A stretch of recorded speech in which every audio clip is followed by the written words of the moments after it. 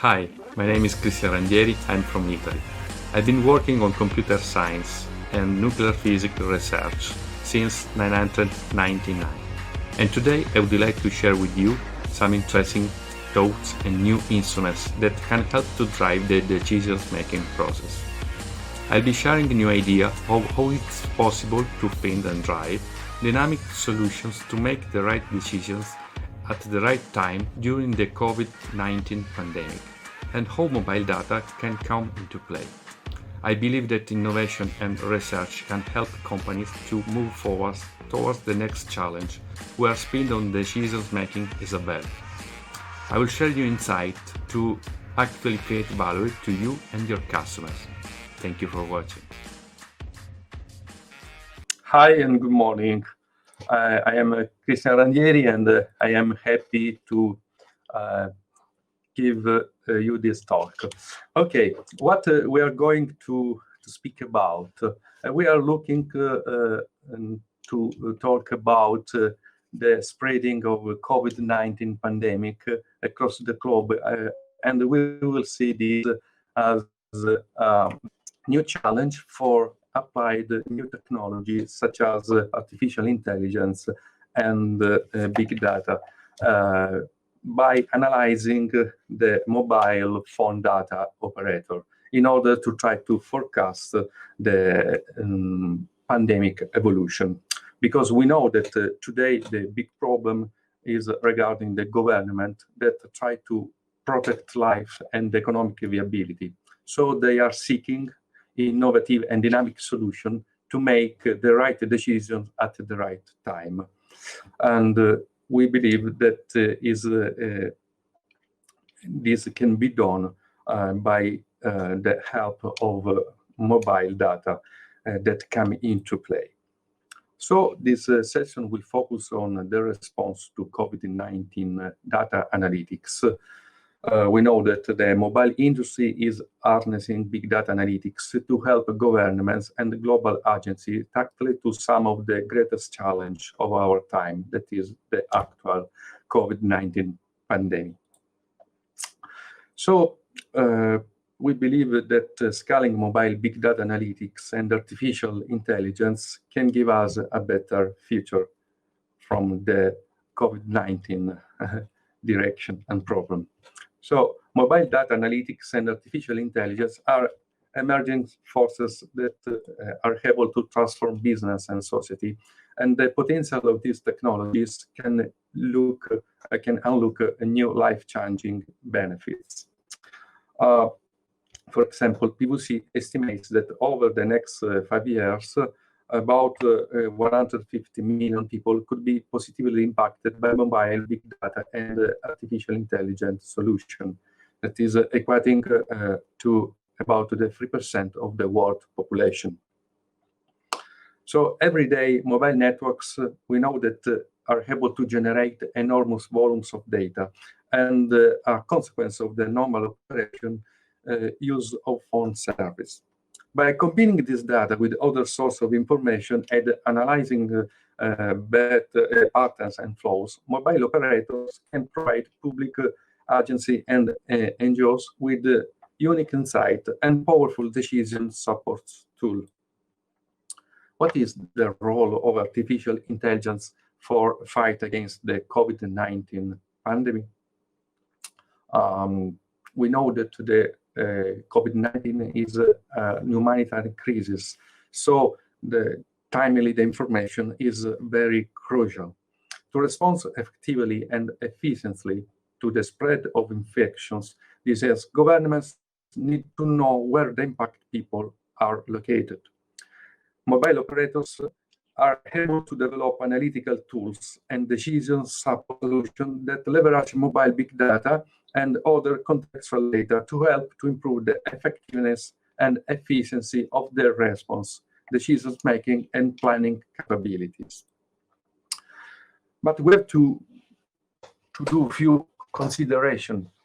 It is difficult to overstate the impact of the COVID-19 pandemic on families, industries, and governments across the globe, because this problem is covering over the globe. Mobile networks operators can provide resilient ways to contribute to fight against the disease. How? By their data, because we can consider all the mobile operators are a source of big data.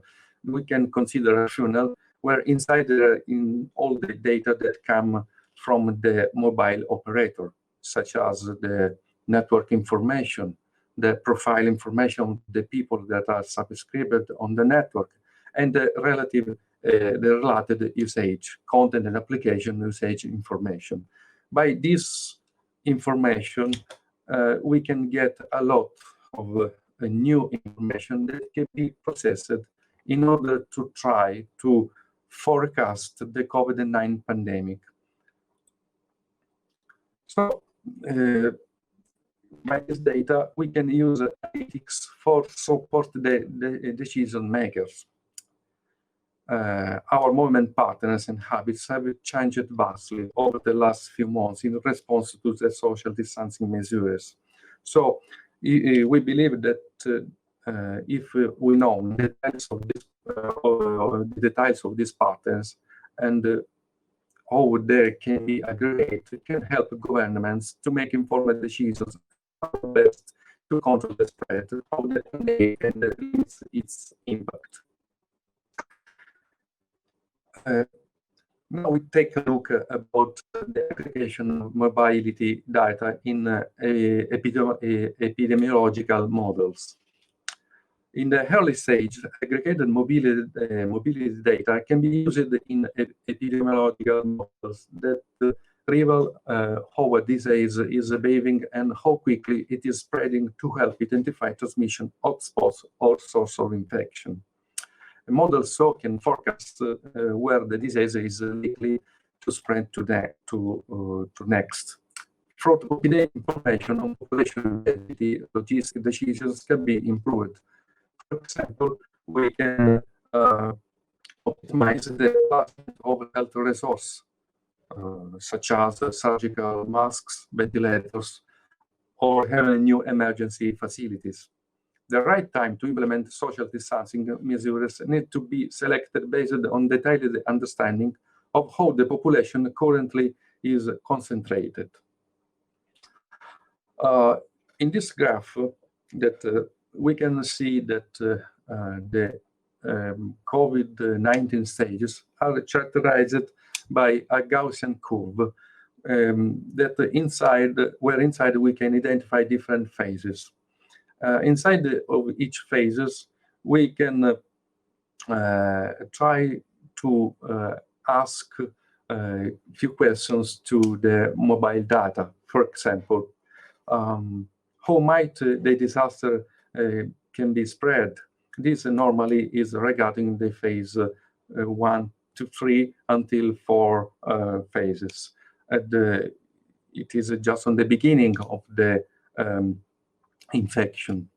Another question is what measures should be taken? This is regarding the phase of the widespread infection, and also how to softly resume economic activity. This is the last part of the Gaussian, normally in the post-pandemic seasonal activity.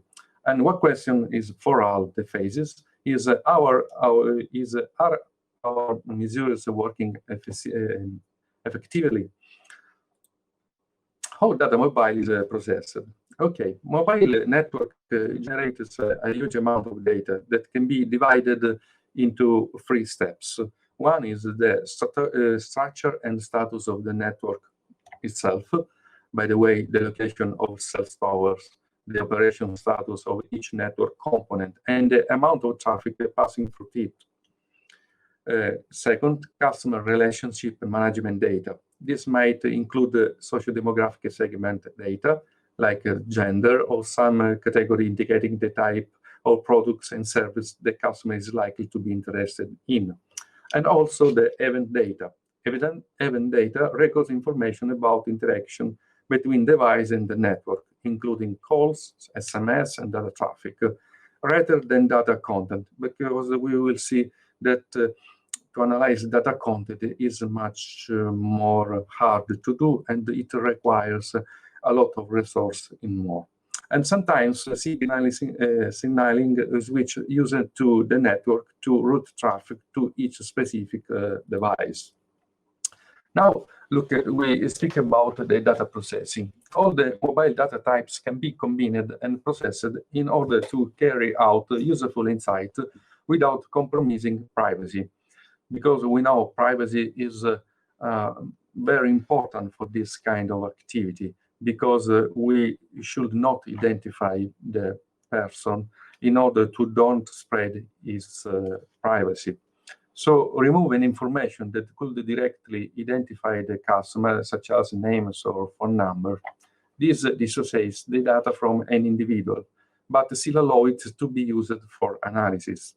So we need to adopt data cleaning and filtering in order to be ready for analysis. For example, we have to clean from the unwanted records, such as a machine-to-machine connection, inactive or mobile SIMs, and so on. Aggregation of this dissociated data over regions or time periods to produce valuable insights while mitigating privacy risk. Aggregation feature reduces the probability of re-identification of any specific individual. How to aggregate data provided detailed insight? It is possible to identify 4 main types of data aggregates used to build insight to combat the COVID-19 pandemic. One is aggregated measures of network traffic, the volume, for example, the volume of calls to helplines or emergency service number. The population maps give people density in a region at a specific time, which can be updated regularly to give a dynamic picture of population distribution. Third, the origin-destination matrix show the volume of movement between the locations or regions. And last, mobility measures indicate the average level of mobility in a region or group. Mobile operators and the related collaboration example. We know that actually different mobile operators are trying to collaborate each other in order to find together new insight and solution for this kind of problem. For example, Orange, Vodafone, Telefonica are all working together with the National Statistics Institute of Spain to help monitoring the movements of people in and out of specific regions to help predict the spread of the virus and monitoring the impact of lockdown policies. Also, there are other 2 examples. For example, Telenor has been working with the Norwegian Institute for Public Health to help building epidemiological models. And last, for example, Deutsche Telekom is collaborating with the Robert Koch Institute in Germany to build simulations of disease spread. Now we start to go much in depth with the technical consideration. We know that over the last 15 years, a significant body of research has proven that mobile data, big data, can offer a new insight into the invisible phenomena. There are 3 main types of information that can be derived from mobile big data. The first is the social data. Social data is important because they are characterized to communication patterns, and they are related to the social network that can identify international and interregional relationship that can be correlated with economic resilience and prosperity, and has been used to monitor, for example, the aftermath of natural disease. Also, monitoring the volume of activity in areas spreading out from the epicenter of a natural disaster can inform responders about the spread. But we also have the economic data. In some geographic regions, spending on mobile activity can be a good measure of economic prosperity and food security. This type of data can be used for building regional incomes maps and dynamically performing early response to famine condition. Also, we have the location data that is the most well-established user and normally is used in the field of human mobility and for the population mapping. Location data derived from network operators can be retrieved in real time and high granularity. So this kind of data are the best established and the most generalized for the focus of this presentation. So let's go much more in depth with the big data process framework. Mobile big data shares information with other big data sources in a step sequence required to increase valuable and additionable insight. And formally, we can divide these steps in three: processing, analytics, and packaging. Each of these steps have inside a few characteristics and sub-steps. For example, we will see how processing adopt a few techniques like cleaning, filtering, validation, and so on. The analytics can use machine learning, statistics, GIS, and artificial intelligence. And last, packaging can use visualization, selection, and reformatting. We will try to go in depth in each of these sources for investigates how they can help to operate in for the big data source. So let's start with processing. We know that mobile big data is very noisy because there are a lot of information that are not usable and that cannot be classified. So it requires expertise to produce reliable results, perform quality assurance and validation, and correct or control for potential source of bias. These capabilities depend on the analyst experience and where the data are generated. Cleansing, filtering, and validating is covered in the processing phase. Also, we have the analytic phase, where the cleansed and processed data is combined with other sources and subject to analysis like research questions of objectivities. So it is normal to involve data from other sources, such as, for example, satellite maps and GIS information, also machine learning or statistical analysis. The expertise for this phase needs to be extended with operators, agencies, governments, or third-party collaboration. And last, the packaging. By the packaging, the results are compiled in a specific format in order to be incorporated into existing decision-making process. Several factors need to be considered when determining the optimal output format. The essential depends on many decision-making factors that will drive this packaging. So let's go in depth into the three phases. Processing. Okay. The processing is regarding the mobile raw data. It consists of records of events while a SIM card is connected to the network. Processing such data, it is possible by processing this data, it's possible to approximate the SIM card location, and so with a good probability the SIM card owner. The processing pipeline needs to be indicated by the network owners because different network systems might be generated event data in different formats. So this is a very crucial point that we must take in consideration. Data files can include the sending and the receiving numbers, identifier for the part of the network that handle the origin and the receipt of the event, and the start and the end over the event. So here you will see an example of mobile raw data. We have essentially different strings. In each strings are reported different types of data. For example, in each row, we can find a voice call or an SMS event. We have to take in account that events classified as passive, such as network area updates, can produce usable location data that are significantly harder to work with. And regarding the data volumes, we have to take in account that they are generally two orders of magnitude larger and are much more noise as a static device lying in an area covered by different cell signals that can generate multiple events, even if the SIM is not moving. So, processing data volume requires more storage and computing service, and also a careful filtering process that careful must be tuned to the network topology.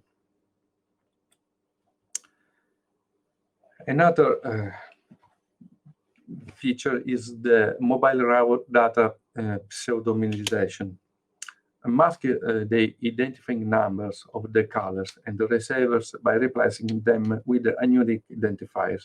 This is very important for the privacy issue, because we know that we don't have to share the privacy data regarding the single user. So pseudonymization only increases the protection user privacy by reducing the level of risk significantly through the stages of processing in which the data cannot yet aggregated or fully anonymized. Now let's talk about the mobile raw data filtering. It refers to removing irrelevant records from the full set of data generated by the network. For example, some network systems created symmetrical data records for call termination, while others do not. Another example is a machine connection from an IoT device, which might generate many events that do not represent mobility patterns and so need to be removed. Also, inactive SIMs and fraudulent usage need to be accounted for. Mishandling the filter stage may produce inaccurate results because we can have inside data that can force the model's creation. So another property is the mobile data enrichment, that essentially is the addition of other important data source to the pseudonymized event data to give context and meaning in order to add some structure to the data to make it more informative. These can include geospatial data describing network topology, operational data on infrastructural states, and other system logs, for example. Also, we have the mobile data regularization. That is the process of mapping events to a unified framework in space and time. It requires selecting appropriate scales in order to avoid that important patterns can be obscured. For example, a dataset that shows travel between regions from one week to the next, it will not be possible to identify regularly with regularly daily patterns. So we have to scale this if we want to identify the daily patterns. So the most appropriate scales for regularization can be identified once the problem is understood and other data sources have been identified. So it is not so easy to scale the data for this meaning. So let's talk about the mobile data raw data location assignment. It involves designing an algorithm to determine the location of a subscriber over a time period based on the location events in that time periods. there are different algorithms that will give different results.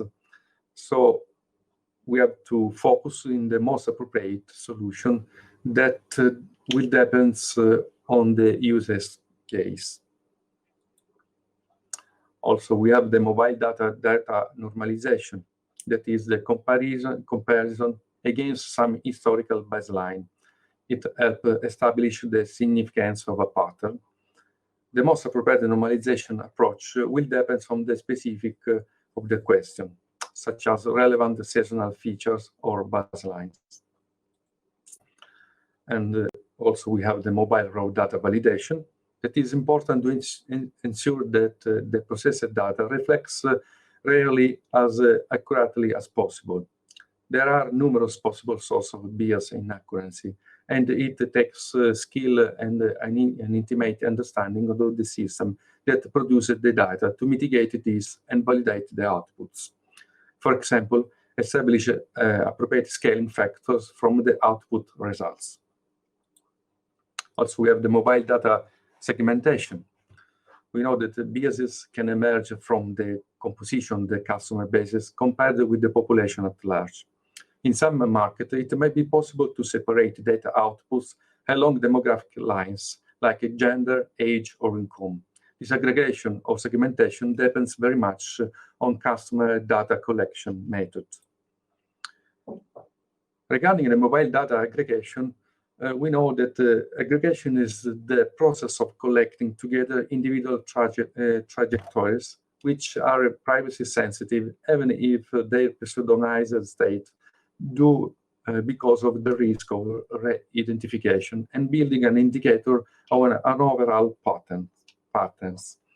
In many cases, this can be an important precursor to analytics, and this is a prerequisite to be checked before to share any data externally to the operator's system. So let's go inside the main types of aggregation indicators that essentially can be occupancy and mobility. Occupancy refers to the number of people in a specific area at a specific time. This is useful for building population maps or quantifying area risk in a disaster scenario. Mobility is the number of the people moving between areas. This can be framed in many different ways to reveal patterns of habitual or occasional journeys over different timescales and spatial resolutions. Applications include modeling the spread of infection diseases by quantifying traffic levels. So let's talk about analytics. The analytics is the most difficult to discuss in general terms because the text and the components are very specific to the desired outcome. It refers to data source. Mapping data might include administrative boundaries, and mobile big data outputs are often framed that may be aligned with other official statistics. Population maps obtained from other sources can be used to calibrate the mobility estimation. More specifically, in the epidemiological application, the location of medical cases are essential because this info can be used to map the spread of the disease strains, and when combined with the mobility data, allow prediction of future outbreaks.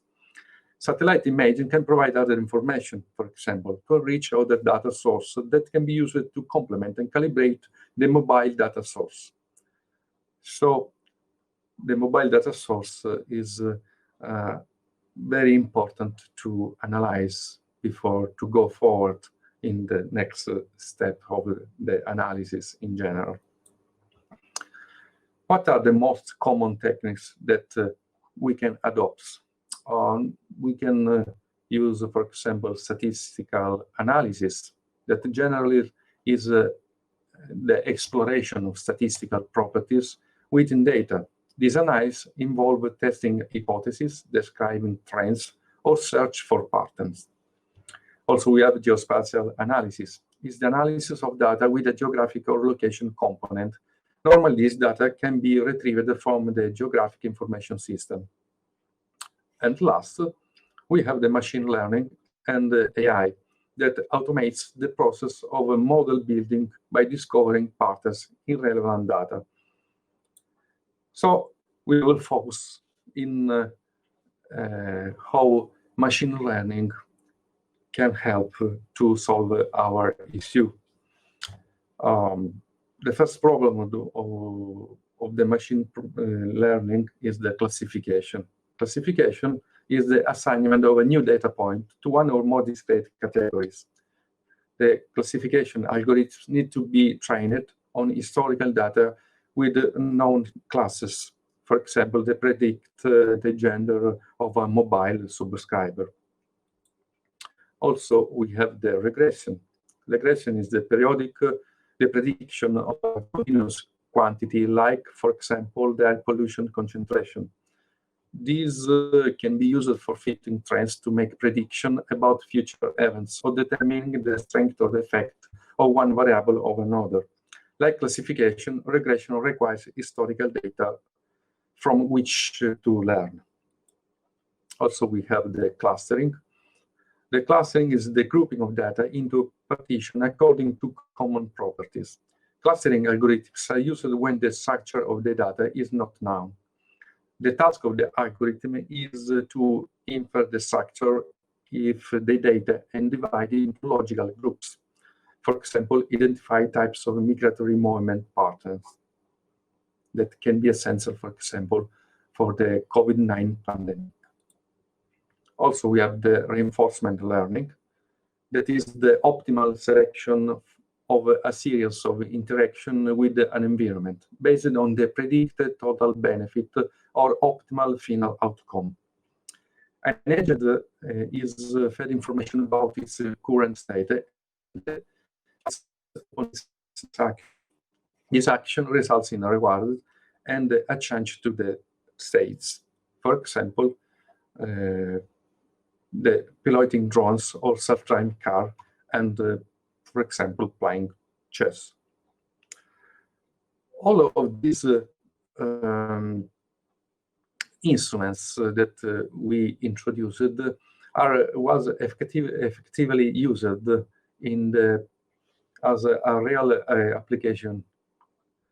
This, for example, we can show the results of the using mobile big data to help inform the fight against the COVID-19 in the Democratic Republic of Congo. This study that was conducted by Orange, they will use all the mobile phone data with all the machine learning, big data, and artificial intelligence instruments in order to study how the people was moving over the region. And these results helps a lot to the organization, the government, to try to apply the best restriction over each region instead to do a cumulative state restriction. In the conclusion, we can affirm that the steps involved to move from raw mobile network data to actionable insight can help decision makers to take relevant action and realize impact.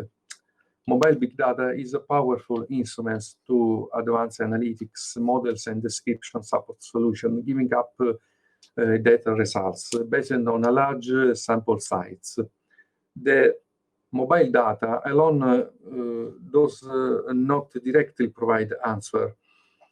What is much more important are the raw material that must be processed and shaped into an useful output. For that, it is required skill, expertise, and facilities, as well as knowledge and understanding of the particular mobile network in question, because we know each network is different from another. What are the challenges? The challenge is one of the much more important is the privacy problem, because privacy and ethics risk inherent to data collection and processing may be heightened given the sensitive nature of the health data of the infection population. And this problem is a global problem, And for that, a number of data protection authorities around the world have issued guidance on how organizations can protect privacy during the COVID-19 pandemic. An example is from this link, from the IAPP.org. Computing infrastructure and data processing systems need to be set up and secured. Relationships need to be established, and the specific insight need to be identified and computed. And for do that, all this step requires resource and specific fund.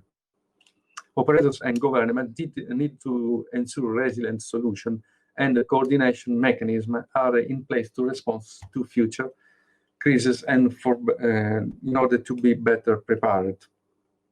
On the other hand, mobile operators must define a common data exchange frameworks, because actually they have not. And if we would like to develop a global model, is not easy with the instruments we have today. So governments and the agency wishing to use mobile big data could also benefit from building capacity and identifying relevant data sets internal in order to fully capture the potential of data-driven solution and collaboration. This is a very big issue that can be solved by the mobile big data. So thank you, and we can go forward with your questions and answer time. Thank you.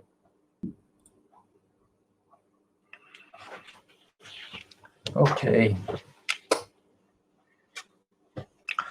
So let's start with this question that I think that is very interesting.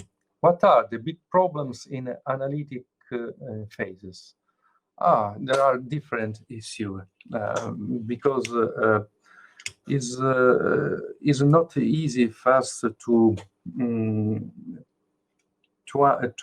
understand what is the government requirement and what instruments they can add in order to push the mobile operator to make available all the data, because this is different from each country. So the analytic phase is very sensitive to the quality of the data that we can have as a source and how we can combine that. Another problem is most of times the data has too much disaggregate. So in order to aggregate them and to obtain good quality data, it's very complicated. And it depends and it is different from country to country because it depends of the development of the country by itself. Another question: what country used epidemiological models in Europe? There are different countries that use these models, as I suggest on my presentation. For example, in Spain and also in Germany, they are trying to use this data. And specifically, each country that have a very good collaboration from the mobile phone operators with the governments are good candidates for use this kind of models.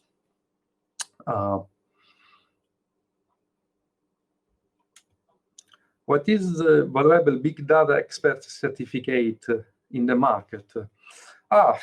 This question is very particular, because we know that this market is very spreading, and there are a lot of certification that can be adopted or used, and the problem is that each big company or multinational is giving up their certification. I believe that the best certification is the certification that came from university with a specific master, and also they can be combined with the other certification that came from a big company, for example, like IBM or Amazon AWS and so on. How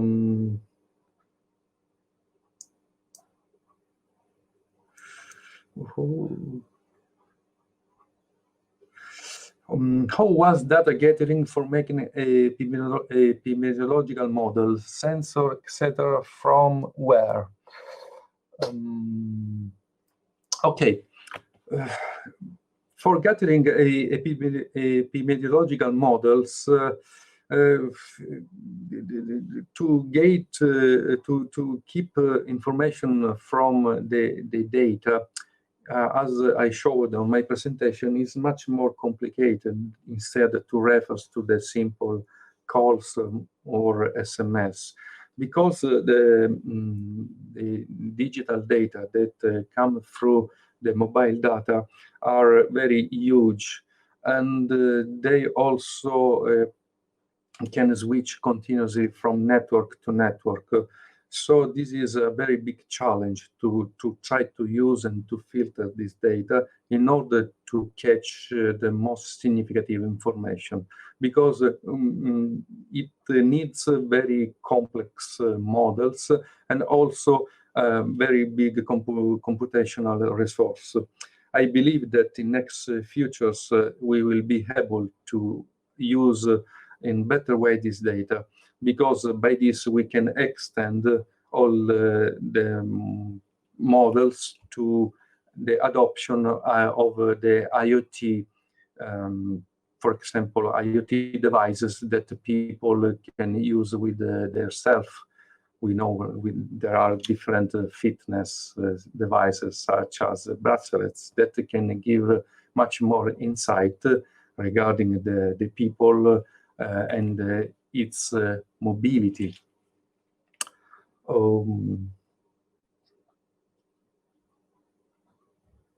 It is processing phase more critical than analytical. Well, each phase is, to be honest, is very crucial. There is no specific phase more crucial than another, because all is referred to the source of the data. More the data are cleaned, more the data are, how to say, clusterizable, more all of the phases that I showed on my presentation can be done in an easy way. Easy is not so easy, because the much more problem is not to apply the right models, but to have the capability of to do the analysis of the data in order to try to carry out the best results from them. And these properties came just from a specific expertise of people devoted to the analytic, to analyze the data.